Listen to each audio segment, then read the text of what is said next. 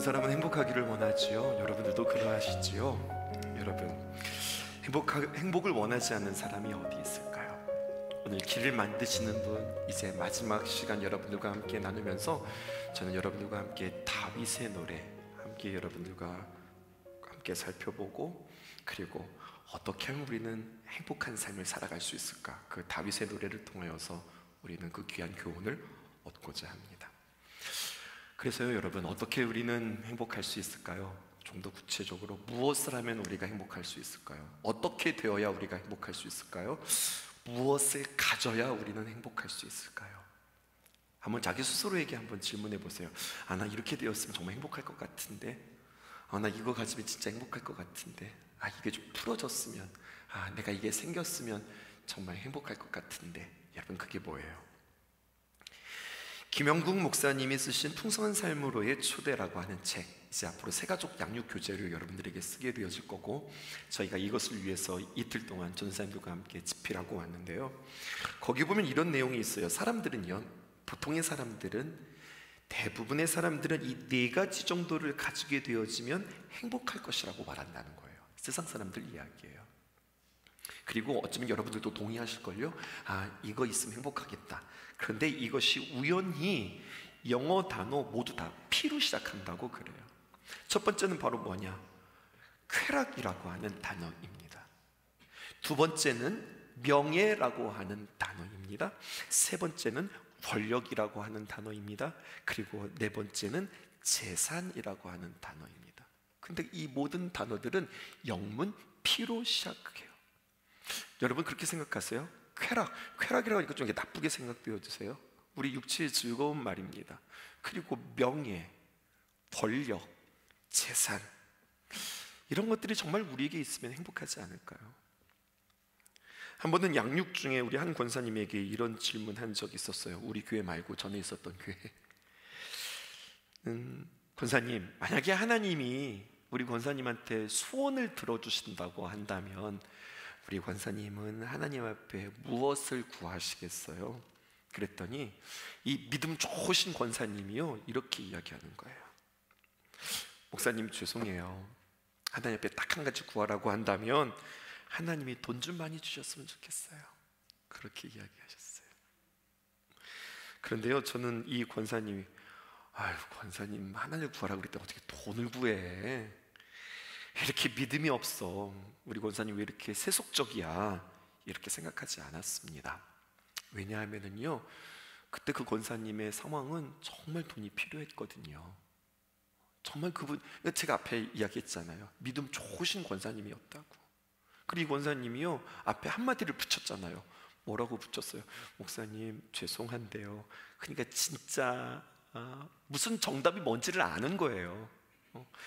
목사가 질문할 때 이렇게 대답해야 되는지, 뭐를 대답해야 되는지 아는데, 근데 목사님, 죄송한데요, 정말 솔직하게 지금 내게 꼭 필요한 것이 있다고 한다면 저는 돈이 필요해요 라고 이야기했어요. 저는 그 이야기를 듣고서 좀 가슴이 먹먹했습니다. 정말로 우리 권사님이 필요한 것은 돈이었거든요. 그러니까 그 말씀에, 그러게요, 저도 우리 하나님이 우리 권사님한테 돈 좀 많이 주셨으면 좋겠어요. 그렇게 이야기했던 것 같아요. 우리가 살아가면서 삶 속에서 돈이 별로 중요하지 않다고 이야기하는 거, 돈은 중요한 게 아니라고 말하는 거, 여러분, 감히 이렇게 함부로 말하는 거, 이것은 또 다른 의미의 교만이라 할 수 있겠습니다. 그런데 여러분, 중요한 사실은요, 쾌락, 명예, 그리고 권력, 재산, 하찮은 것들이 아니지만, 그런데 문제는 뭐냐면 세상은 이것들만 절대적이라고 이야기하는 게 문제가 있는 거예요. 이것들만 있으면 행복한 거예요. 그 중에서요, 재산, 돈이 있으면 그럼요, 쾌락도 명예도 권력도 다 얻을 수 있기 때문에 돈이 최고라고 이야기해요. 심지어는요, 아이들도요, 너 왜 공부하니? 그러면 돈 많이 벌려고요, 이렇게 이야기한다니까요. 또 개업을 한 그런 개업장에 가서, 사업장에 가서 우리는 그냥 덕담으로 이야기하는 게 부자 되세요, 이게 우리에게 덕담 아니에요? 여러분, 우리 청년들은 잘 모르겠지만 우리 어른들은 기억하실 거예요. 오래전에 아주 슬픈 자살 사건이 있었어요. 자살 사건이 슬프지 않은 게 어디 있어요? 다 슬프지만 참 아쉬운 것. 목숨을 끊는다는 것은 정말 큰 어려움 속에, 고통 속에 결국 내리게 되어지는 정말 아쉬운 결정이기는 한데요, 한국에, 여러분 다 알걸요, 한국의 한 재벌가의 딸이 뉴욕에서 자살했습니다. 그런데요 여러분, 놀라운 것은 그때 사람들이 뭐라고 그랬는 줄 아세요? 그 누구도 쉽사리 그 재벌가의 딸을 동정해 주지 못했어요. 사람들은 그냥 너무나도 쉽게, 아니 뭐가 부족한 게 있어서 자살했대? 호강에 겨워서 이렇게 이야기했다고요. 무슨 말이 전제되어져 있냐면, 여러분 이게 이런 말이에요. 돈이 있으면, 재산이 있으면 무엇든지 살 수 있고, 그럼 당연히 행복한 거 아니야? 라고 하는 생각을 가지고 있기 때문에 사람들은 너무나도 쉽게, 아니 뭐가 부족해서 그렇게 자살했대? 너무 호강에 겨워서 그런 거 아니야? 이렇게 이야기한다고요. 안타까운 자살의 죽음을 보면서 얼마나 힘들었으면 자살했을까? 이렇게 이야기하는 것이 아니라 그 마음에 공감해 주지 못하는 거예요. 아니 돈이 그렇게 많은데 왜 자살했대? 이렇게 말이죠. 뭐를 강조하고 있는지 아시겠죠? 이미 우리 안에는 이 네 가지의 피, 이것이 있으면 행복할 것이라고 하는 생각이 뼛속 깊숙이까지 자리 잡고 있는 거예요. 그런데 여러분, 세상이 말하는 그 행복의 조건이 아니라 성경이 말하는 행복한 자, 행복의 조건은 무엇일까요? 성경은 이러한 네 가지들이 결코 우리에게 행복을 주지 않는다고 우리에게 이야기합니다. 그리고 진정한 복이 무엇인지 다음과 같이 시편 32편을 통하여서 우리에게 노래하고 있어요. 오늘 다윗의 노래인데요, 시편의 찬양을 보게 되어지면 원어로 보면 이렇게 시작되어져 있어요. 복되어라 라고 하는 감탄사로 시편 32편이 시작되어집니다. 복되어라 할 때 이 복이요, 여러분 행복하고도 무관하지 않습니다. 행복하다 라고 번역해도 틀리지 않아요. 그러므로 시편 32편은 부제를 붙인다면 행복의 찬가다, 이렇게 우리가 붙일 수 있어요. 그러면서 누가 행복한 사람이냐, 우리에게 세 가지로 이야기해 주고 있습니다. 첫 번째는 바로 무엇이냐면, 진정한 행복, 행복한 사람은 죄를 깨닫고 회개함으로 자유함을 경험하는 사람이 행복하다는 이야기예요. 분명한 것은 욕심껏 뭔가를 욕망하는 것, 그래서 뭔가를 가진 것, 누리는 것, 이 사람이 결코 행복한 사람이 아니라고 하는 것을 우리는 그 유명한 솔로몬을 통해서 우리는 알 수 있어요. 성경은 행복은 어디에서 시작되어지느냐, 성경이 말하는 거예요. 죄의 발견에서 시작되어진다, 그렇게 이야기합니다. 혹시 여러분들 지금 성경책 피고 계세요? 성경책 시편 32편을 보면은 32편에 부제가 붙어 있는데 뭐라고 붙어 있냐면 다윗의 마스길, 이렇게 표현되어 있습니다. 그리고 마스길이라고 하는 그 표현에 1번이라고 각주가 붙어 있어요. 뭐라고 붙어 있냐면 이렇게 표현되어 있을 거예요. 다윗의 교훈. 이게 무슨 말이냐면, 다윗이 인생을 경험하고, 야 이게 진짜 중요한 거다, 와 이렇구나, 이것을 깨닫고 정말로 노래하면서 그냥 즐거이 흥얼흥얼하면서 노래하는 것이 아니라 이 중요한 교훈을 노래에 붙여서 많은 사람들로 하여금 부르게 하고, 그리고 이것들을 노래 부름으로 말미암아 그들의 마음속에 이게 새기기를 원했어요. 이게 다윗의 마스길, 다윗의 교훈이에요. 교훈은요 그냥 하루아침에 생기는 것이 아니라 자신이 경험하고서 부르는 거거든요. 밧세바를 간음했습니다. 자신의 충신 우리아를 살해했습니다. 그리고 죄를 자각한 것이 아니라 몰랐어요. 그러다가 나단 선지자를 통하여서 그의 시퍼런 책망을 통하여서 죄를 통렬하게 느끼게 되었는데요. 여러분, 여기서 질문. 다윗이 밧세바를 간음하고 우리아를 죽인 뒤에 아하, 이게 죄구나 라고 깨닫기까지는 얼만큼의 시간이 걸렸냐면, 성경학자들은 그 시간들이 약 1년의 시간이 걸렸다고 이야기하고 있어요. 그럼 제가 질문을 하려고 그래요. 그러면 이 1년이라고 하는 세월을 어떤 마음으로 살았을까요? 두 가지 마음으로 살았을 것이라고 추측이 되어져요.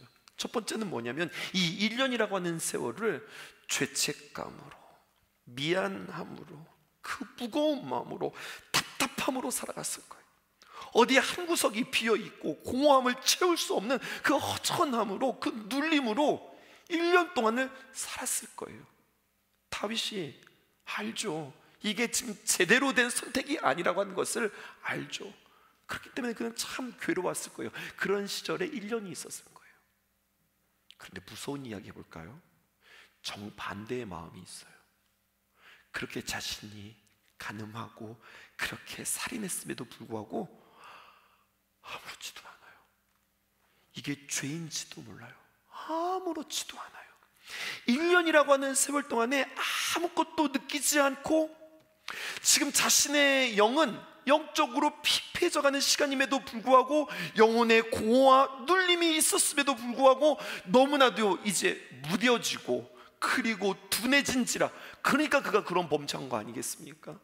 그래서요, 답답함도 공허함도 느끼지 못하고 아무런 감각이 없는 마치 문득병처럼 자신의 몸은 썩어 문드려지는데 아프지 않은 거예요. 문제가 없는 거예요. 그렇게 1년을 사는 거죠. 그런데 삶이 뭔가 석연치는 않은 거예요.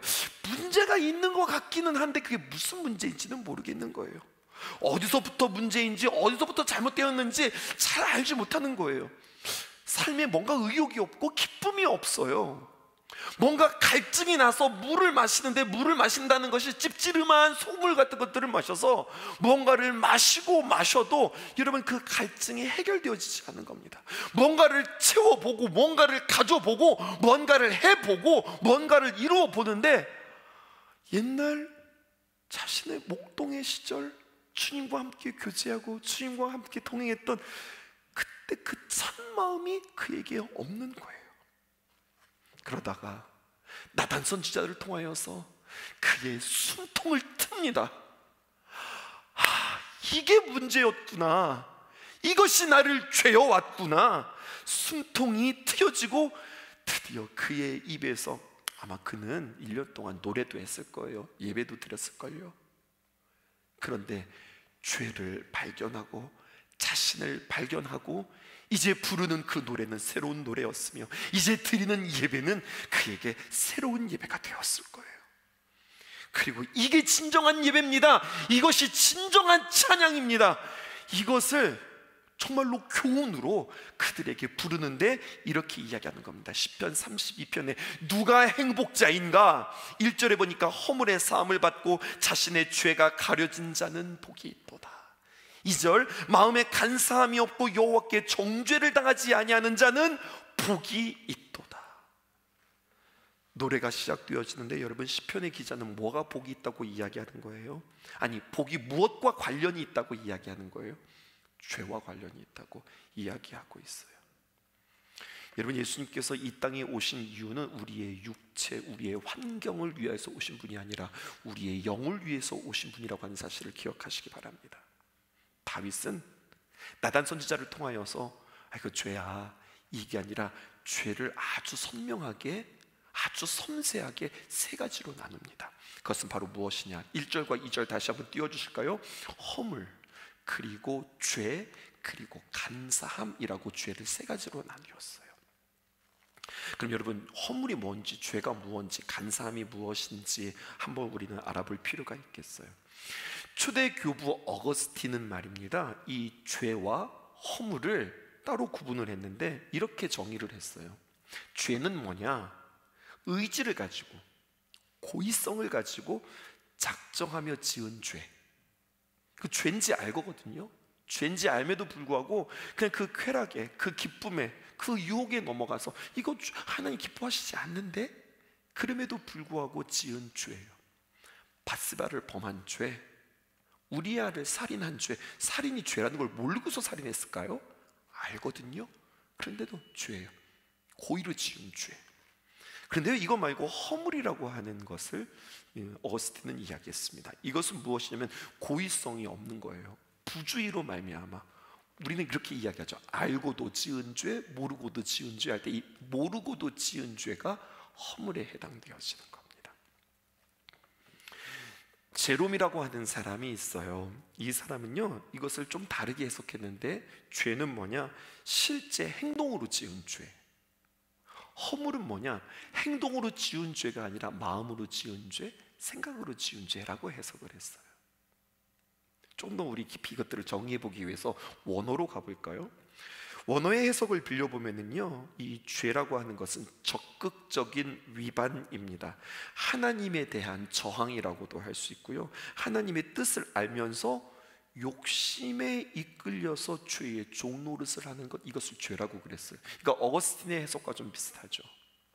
그리고 원어에 보면 이 허물이라고 하는 헤타라고 하는 것은요, 빗나감, 빠짐, 누락, 어떤 완성도에 미치지 못함, 이런 뜻이에요. 그러니까 하나님께서 우리에게 너는 이렇게 살아라, 우리에게 위임해 주셨는데 그 삶을 제대로 살아가지 못하는 것을 허물이라, 그렇게 이야기하고 있어요. 근데 오늘 저는 죄와 허물을 강조하기보다 우리의 마음의 간사함, 이것을 우리도 조금 더 다루고 싶어요. 왜냐하면 간사함에서 죄와 허물이 파생되었기 때문에 그렇습니다. 간사함이라고 하다가 아이 참 간사해, 이런 의미 그 이상이에요. 감사함이라는 것은 무엇이냐? 마음속에 속임수, 교활함, 그리고 배반의 마음입니다. 이것은 어떤 마음이길래 이런 마음이 있는가, 더 근원적인 것들을 보았더니 그 마음이 사탄에게 사로잡힌 거예요.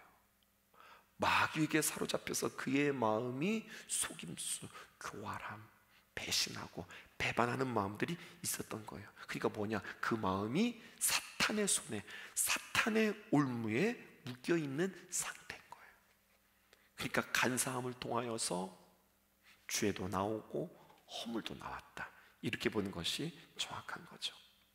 그런데 성경은요, 이렇게 죄에는 세 가지의 종류가 있습니다, 이것만 말하는 것이 아니라 이 죄에 대해서 주님께서는 세 가지로 용서하십니다, 이렇게 말씀하고 계세요. 32장 1절에서 2절 보실게요. 이렇게 기록되어 있습니다.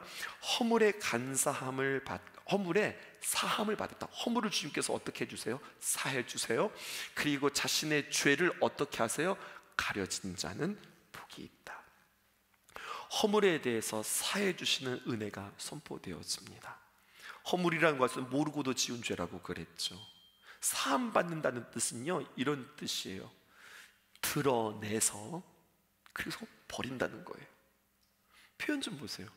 그 허물을 갖다가 버리는 게 아니라 어떻게 버리느냐?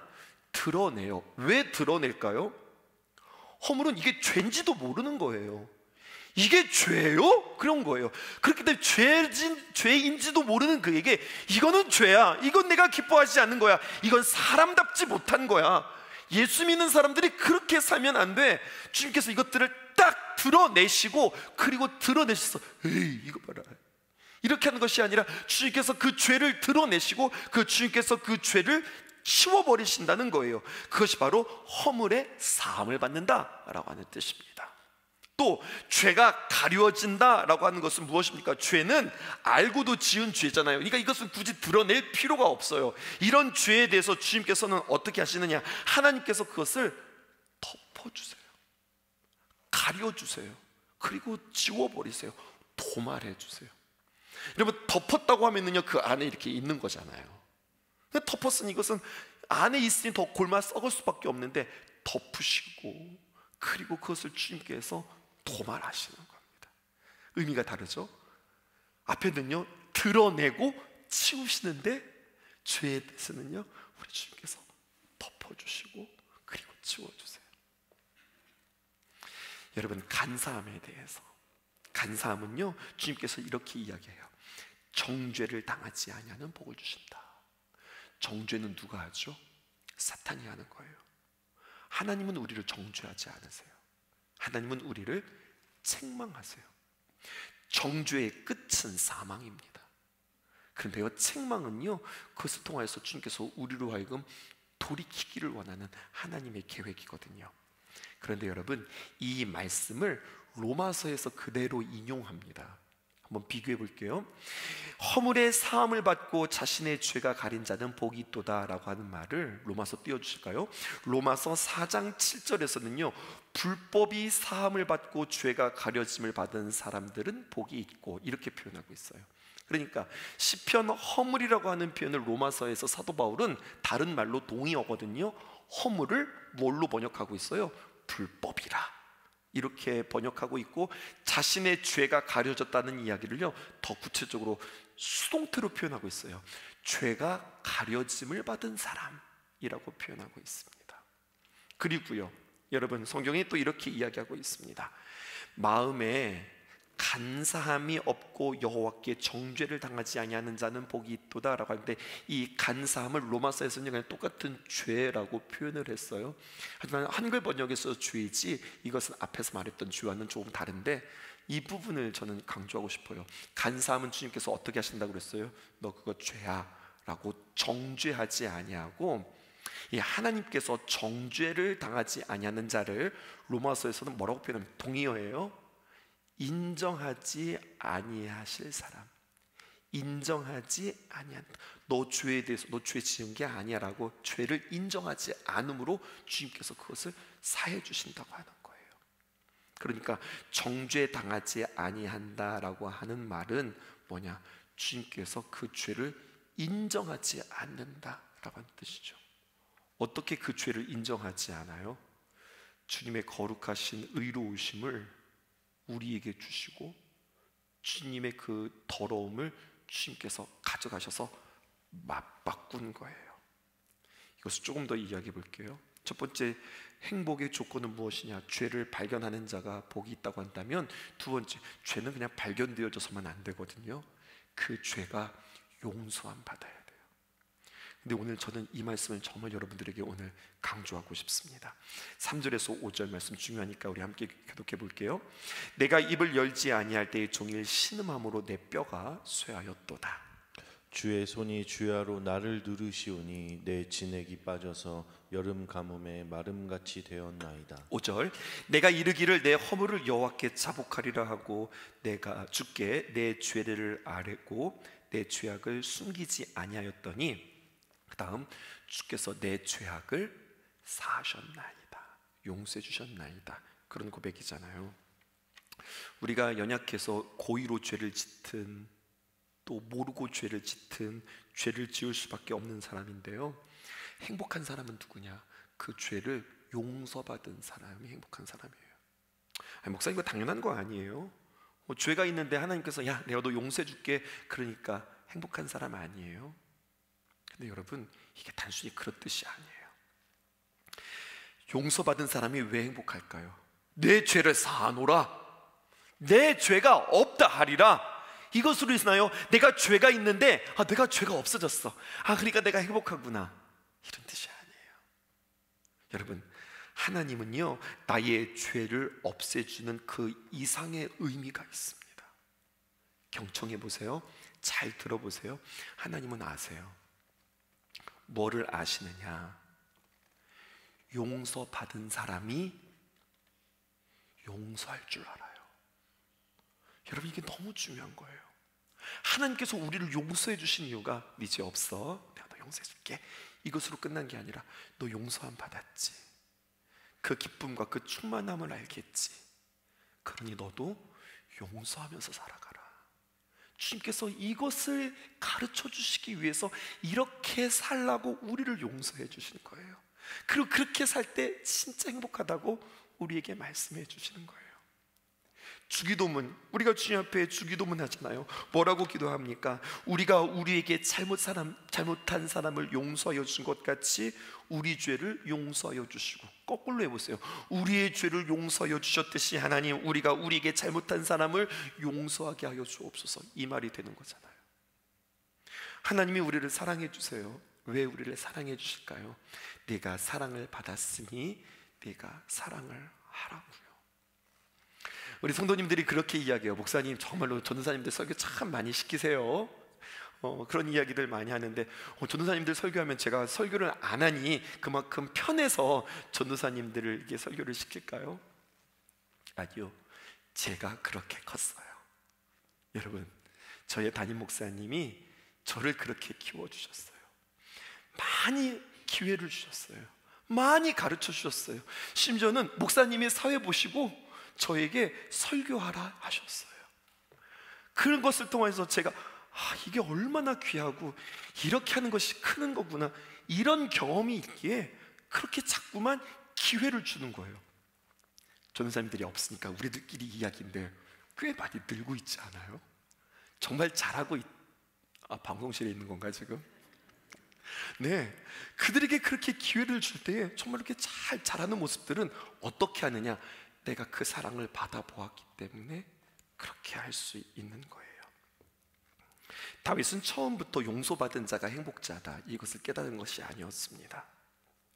세상이라고 하는 공간 속에서, 세월이라고 하는 그 시간 속에서 말입니다, 인생을 채워가는 거, 그거 누가 만만하다고 그러겠어요? 만만치 않은 시간들입니다.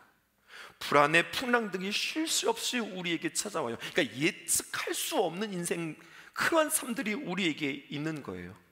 잠깐은 평안하다 하더라도 금방 불안해지고요, 또 그랬다가도 또 풀어지는 일들이 있고, 소확행, 소소한 것에 대한 확실한 행복들을 우리가 누리고 살아간다 하지만, 그러다가도 우리에게는 불안이 찾아오기도 하고, 근심이 찾아오기도 하고, 기쁨은 금세 슬픔이 되고, 안도감은 금세 불안이 되어지고, 충만함은 금세 탈진이 되어서, 그렇게 우리는 그런 삶 속에 우리의 인생의 나이테들을 하나하나 그려가고 있는데요, 넘어지지 않으려고 버티다 보니 나도 모르는 사이에 여러분, 사람답지 않은 나의 모습들이 나에게 있어지는 거예요. 그러면서 인생 사는 것이 그런 거지 뭐, 그런 거예요.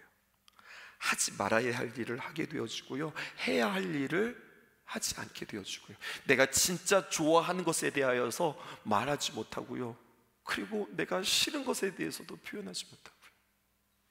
박완수 목사, 우리 애니어그램 가르쳐준 우리 박완수 목사가 했던 이야기 제 마음속에 남아있어요.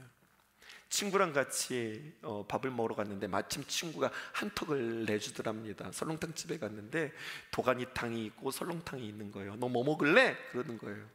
그러니까 도가니탕이 조금 더 비싸고 설렁탕이 좀 싼 거죠. 그러니까 난 도가니탕 그랬다는 거죠.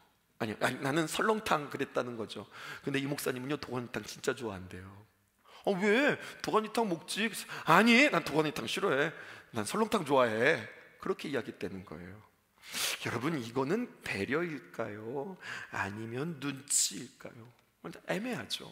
이거 좋다고 말해야 될까요? 나쁘다고 이야기할까요? 좋다고 말하기도 그렇고 나쁘다고 이야기하기도 좀 그렇죠. 여러분, 중요한 건 뭐냐면, 이렇게 우리가 눈치껏, 게다가 우리는 체면 문화이고 관계를 쌓아가다 보면서 이렇게 살아다가 보니 자꾸만 우리에게는 뭐가 익숙하기 시작하냐면, 타협이라는 게 익숙해지기 시작하고, 분위기라는 것에 익숙해지기 시작하고, 세상과도 타협하고 자신과도 타협하고, 정직하게 말하는 게 이게 좋은 건지 나쁜 건지 막 애매하기 시작되어지는 거예요. 그림 하나 보실까요? 젊은 시절 말입니다. 순수할 때는 말이에요, 우리는 꽤 반듯한 척도를 가지고, 반듯한 그림을 가지고, 그러면 사각형은 사변이 직각인 게 사각형인 거잖아요. 이런 모습으로 살아가다가요, 여러분, 어느새 나도 모르는 사이에 점점 이 네번 반듯했던 이 사각형이 둥글둥글해지기 시작하는 거예요.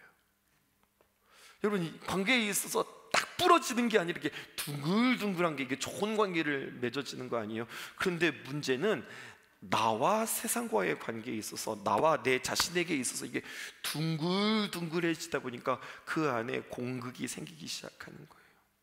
그리고 이 공극에 타협하다 보고 또 적응하다 보고 눈치 보다 보니 어느새 이러한 빈틈에 참 좋고 선한 것이 들어온 것이 아니라 세상의 가치와 세상의 방법과 세상의 눈치와 세상의 타협이 들어와서 나도 모르는 사이에 그냥 그런 것들이 켠켠이 쌓임에도 불구하고, 사람 사는 게 그렇지 뭐, 어떻게 이렇게 딱 부러지면서 살아가. 그렇게 우리가 우리의 자신들을 그렇게 적응하면서 살게 되어지더라는 거예요. 그런데 다윗은 발견했어요. 그렇게만 인생 사는 게 그렇지 뭐, 둥글둥글하게 사는 거지 뭐. 그러다 보는데 나도 모르는 사이에 점점 무겁고 막지 않고 텁텁해지고 공허한 까닭이, 이러한 공격을 통하여서 자신도 모르는 사이에 점점 죄가 쌓여지더라는 이야기예요. 드러나지 않은 죄 때문에, 주님은요, 죄에 대해서 인간이 뭐 그럴 수도 있지, 그렇지 않거든요. 그것에 대해서 주님께서 다 도말하시고 드러내시고 가져가시는 그 주님인데, 내가 삶을 이렇게 살았구나. 여러분, 시인은 고백하는 거예요. 주님께서 밤낮 손으로 나를 짓누르셨나이다. 죄를 지으면 우리가 편안하지 않도록 주님께서 만드셨어요. 이게 하나님께서 우리를 사랑하시는 방법이에요. 왜냐하면 주님의 맑은 영혼으로 살아가는 것이 맑은 분별력과 맑은 뜻과 맑은 열정을 가지고 주님 앞에 제대로 살아갈 수 있기 때문에 그래요. 어제 우리 장례식장 갔잖아요. 세상에 편도 5시간 걸렸다는 거 아닙니까? 우리 권사님 진짜 고생하셨어요. 우리는 진짜 잘 간다고 진짜 조사하고 조사해가지고 내비에게 딱 찍고서 정말 최적의 거리 이렇게 찍고서 갔었거든요. 근데 알고 보니까 주소를 잘못 찍은 거예요. 그래가지고 30분을 더 뺑뺑 돌아가지고 전북 익산을 다 시간 만에 도착한 거 아니겠습니까? 너무너무 고생했으니까. 아무리 정확하게 아무리 좋은 내비게이션을 가지고 있으면 뭐예요? 목표를 잘못 찍은 거예요. 그러니까 그렇게 가게 되어지는 거예요. 마찬가지죠. 우리의 인생에 정확한 목표를 찍고 내가 주님 앞에서 어떻게 선명하게 살아갈 것인가, 이것이 우리에게 정말 중요한 인생의 방법입니다. 다윗은요, 자신의 죄를 덮어주지 않고 다 털어놓자 주님께서 용서해 주셨다, 이 고백을 하는 거예요. 죄를 고백한다는 것은 이런 겁니다. 더 구체적으로 하면 내가 이중적으로 살아가는 모습, 내 벌어진 틈에 죄가 아니라 하나님의 빛이 들어와서 우리의 마음을 비추도록 생명의 빛을 초청하는 것, 이것이 주님 앞에 고백하는 거예요. 누구든지 주의 이름을 부르는 자는 구원을 얻으리라. 아멘이십니까? 날마다 순간순간마다 내가 죽을 쯤 되어서 주님은 나의 구주, 나의 하나님 고백하고 내가 구원을 받는 것뿐만 아니라 순간순간 나의 삶 속에서 예수님이 나의 구주십니다, 나의 하나님이십니다, 주를 고백함으로 여러분들 죄 가운데에서 건져지는 귀한 역사가 있기를 주님의 이름으로 축복합니다. 이 이야기를 세 번째에서 조금 더 구체적으로 해볼게요. 진정한 행복은 어디에 있느냐? 길을 만드시는 분을 신뢰하는 것에 있습니다. 8절입니다. 우리 함께 읽어보십시다. 시작. 내가 내 갈 길을 가르쳐 보이고 너를 주목하여 훈계하리로다. 주님께서 우리에게 길을 가르쳐 보이신다는 거예요. 하나님은 어떤 분이세요? 우리에게 길을 만들어 주시는 분이세요. 시골 조그만 마을에 그 마을 앞으로 큰 도로가 깔린다고 하는 소식을 들었습니다. 이제 마을 사람들이요, 가까운 시내에 가는데 예전에는요 뺑뺑 돌아서 오랫동안 버스를 타고 갔었는데, 야, 우리 마을 앞에 큰 도로가 생기니 진짜 좋다. 도로를 통하여서 도시를 왕래하는 사람들의 유입이 늘 터이니 마을 경제도 활성화가 될 것이라고 기대하면서 마을 앞에 큰 도로가 생긴 것을 정말 좋아했대요. 그런데 막상 도로가 깔리자 이 중간 기착지인 작은 마을에 관심을 가지지 않고 사람들이 이쪽에서 이쪽으로 그냥 쑥쑥 넘어가는 거예요. 오히려 마을 사람들도요, 값싸고 질 좋은 상품을 파는 도시 대형마켓에 보다 쉽게 빠르게 갈 수 있기 때문에 마을 경제가 좋아지기는커녕 이런 마을 경제가 나빠졌어요. 이 사람들은요, 도로와 길의 차이점을 몰랐던 거예요. 도로와 길의 차이점은 뭘까요? 목적의 차이가 있습니다. 여러분, 도로는요 목적지에 빨리 가는 것이, 그것이 도로의 목적이에요. 도로에서는 중간 과정이 그렇게 중요하지 않아요. 도로는 목적지까지 빠르게 가기 위해서 길을 내는 거거든요. 그러니까 도로를 낼 때는 꾸불꾸불 내요, 아니면 반듯하게 내요. 보통 반듯하게 내는 것이 아니라 자로 잰 것처럼 반듯하게 내는 거거든요. 그래야 빠르게 도착할 수 있기 때문에 그렇습니다. 이걸 도로라고 그래요. 그런데 길은 그렇지 않습니다. 길은 목적지에 빨리 도착하는 것이 그게 목적이 아니에요. 길은 그 목적지에 가기까지 걸어가는 과정도 중요한 게 그게 길이라고 그래요. 길은 과정을 극대화하는 직선이 아니라 곡선의 형태를 띠고 있는 거예요. 그리고 길은 어떻게 나는가 보았더니 사람들이 잘 되고 줄을 그어서 만드는 것이 아니라 그냥 사람들이 걸어간 그 자리가 밟히고 밟혀서 길이 되어진 거예요. 그런데요, 꼬불꼬불 그 시골길을 거닐고 있으면 그냥 걸어가는 길뿐만 아니라 주위에 꽃도 보이고 나무들도 보이고 온갖 생물들이 눈에 보여서 눈으로 보면 여러분 많은 것들이 보이기에 그 길을 걷다 보면 조금 늦게 걸어간다 하더라도 거기에는 충전이 있고요, 힐링이 있고 치료가 있어요. 우리의 삶 속에, 저의 삶 속에 이렇게 적용해 보았어요. 목사다 보니까 많은 성도들이 자신의 문제를 가지고 찾아와요. 또 목회 후배들이 목회를 배우겠다고 찾아와요. 목회 초년 시절에는요, 한동안 저는요 그들을 대할 때 도로의 방식으로 대했던 것 같아요. 상담을 받으러 온 성도들에게, 아니면 목회를 물어오는 그러한 후배들에게, 야 이게 정답이야, 야 이렇게 해야 돼, 야 이렇게 하는 게 가장 빠른 거고 이런 게 효과적이야, 이렇게 많이 이야기했던 것 같아요. 그리고 그런 이야기들은 별로 그들에게 도움이 되어지지 않았던 것 같아요. 지금도 여전히 목회는 부족하지만 그래도 이런 여러 가지 많은 시행착오를 통해서 때로는 누군가는 격려도 해줄 수 있었고 세워줄 수도 있었고, 때로는 아쉽게 놓친 사람들도 있지만 여러분 이제야 조금 알 것 같아요. 아주 조금. 그것은 뭐냐, 사람을 대할 때 도로처럼 대하는 것이 아니라 길처럼 대하는 거죠. 정답을 주는 게 아니라 그가 정답을 발견할 수 있도록 들어주고 공감해주고 같이 생각해주는 거죠. 그리고 생각할 시간을 주는 거죠. 진짜 중요한 거, 그것은 바로 무엇이냐면, 여러분 답을 내가 주는 게 아니라 우리 성령님께서 주시도록, 우리 예수님께서 주시도록, 말씀을 듣는 중에 깨달을 수 있도록 그렇게 그를 잘 예배자로 세워주고 응원해주는 거, 여러분 이것이더라고요. 성경은 우리의 예수님을 다음과 같이 표현합니다. 예수는 도로라 이렇게 말하지 않습니다. 예수님은 길이라. 아멘이십니까? 예수님은 길이고 진리고 생명이시라. 오늘도 주님께서 우리에게 도로를 내신다고 말씀하지 않으시고 뭐라고 말씀하십니까? 주님께서 우리에게 길을 내신다라는 거예요.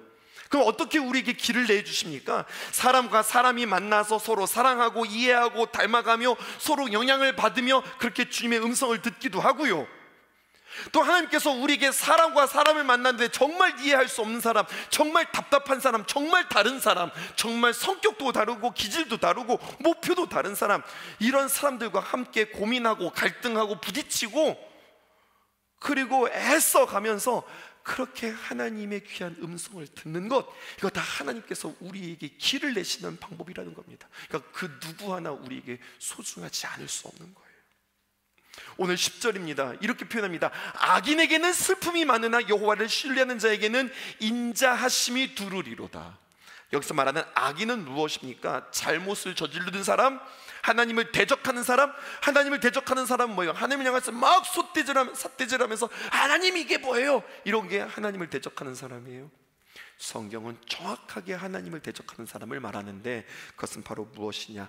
내 안에 지식, 경험, 판단, 이것이 주님인 사람, 내가 주인인 사람, 이것이 바로 하나님을 대적하는 악인이라는 거예요. 그런 사람에게는요 많은 슬픔이 있다, 많은 어려움이 있다. 하지만 주인이 내가 아니라 여호와, 그 여호와를 신뢰하는 자에게는 하나님의 인자하심이 두루리로다. 우리에게 이렇게 말씀하시는 거죠. 하나님 의지하는 사람은 고통이 없지는 않습니다. 하나님을 의지하는 사람은 고통은 있어요. 고통은 있지만 여전히 고통만 있는 것이 아니라 한결같은 하나님의 귀한 사랑이 그에게 있기 때문에 그 고통을 넉넉히 이길 수 있습니다. 하나님을 의지하는 사람, 편안해서 기쁨을 누리는 사람이 아니라 그 사람에게 편안한 삶이 보장되어지지 않을 수도 있어요. 하지만 그는 여전히 하나님 안에 거하기 때문에 세상의 그 무엇으로 기쁜 것이 아니라 변함이 없으신 하나님의 기쁨으로 살아가는 사람이에요. 그러니까 얼마나 행복하겠어요. 성경은 이것을 우리에게 이야기해요. 진짜 행복한 사람은 자기 자신에게서 해방된 사람, 미숙한 사람은 자기만 보는 사람, 자기만 맞다고 생각하는 사람, 자기 말만 하는 사람. 성숙한 사람은 배려하고 양보하고 이런 게 아니라, 성숙한 사람은 예수님을 내 안에 모셔서 주님 의지하고 주님의 말씀에 따라 함께 동행하는 사람, 세상과 다르죠? 이 귀한 가치가 여러분들에게 있기를, 그렇게 우리의 삶에 길을 내시는 그 주님과 함께 아름답게 걸어가는 저 여러분들 되어지기를 주님의 이름으로 축복합니다. 그는 나의 주 아버지, 내 영혼을 불밭에 누이시고 새와 나무의 노래로 내 맘을 위로하여 주시네. 양들이 주인 찾듯이 오직 한 분 목자인 내 주님을 내가 찾고 또 따르니 주 곁에 나를 메어 주소서. 주는 내 피난처 내 요새 되시니 내 피할 곳은 주뿐이네. 나 돌아갈래 본향 주의 집에서 내 주님 맞아 주시니. 양들이 주인 찾듯이 양들이 주인 찾듯이 오직 한 분 목자인 내 주님을 내가 찾고 또 따르니 주 곁에 나를 메어 주소서.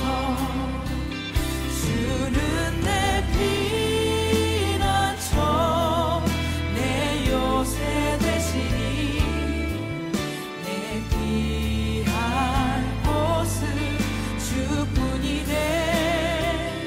나 돌아갈래 본향 주의 집에서 내 주님 맞아 주시니. 주는 내 피난처 주는 내 피난처 내 요새 되시니 내 피할 곳은 주뿐이네. 나 돌아갈래 본향 주의 집에서 내 주님 맞아 주시니.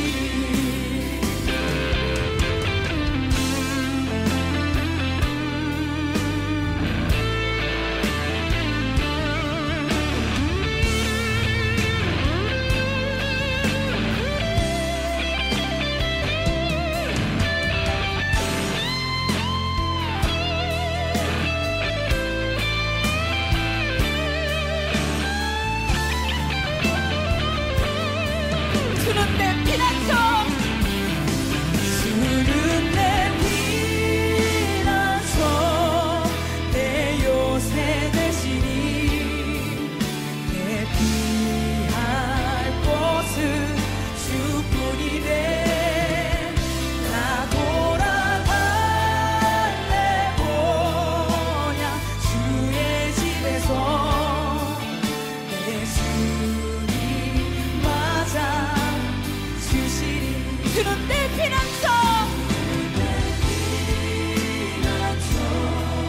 내 요새 되시니 내 피할 곳은 주뿐이네.